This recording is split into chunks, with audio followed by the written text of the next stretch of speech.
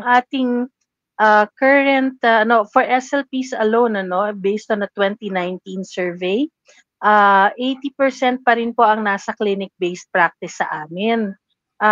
Bihira po talaga yung nasa school-based kaya unang-una kailangan po ng iba yung pagpapasensya doon sa proseso 'no, sa proseso na magkakaroon po ng mga inclusive setup doon sa ating mga paaralan. So foremost, for parents especially, ang isa po sa mga sinasabi ko na ano, na kailangan ma-expect is, kailangan may understanding po tayo nung tinatawag natin ng kakaibahan ng mainstreaming versus sa inclusion.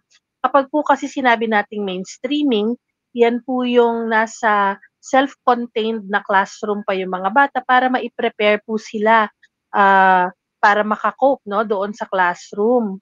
Kasi iba po ang demands ng classroom as, si Mami Karen po definitely would, would know that. And also po yung sa inclusion, pagka sinabi na po nating inclusion, diretso na po yun doon sa classroom mismo na kasama yung mga peers nila. Mhm. Again, it's a different kind of demand for that. That's why parents need to have that awareness kung ang school ba ay nag-o-offer ng mainstreaming o ng inclusion, no?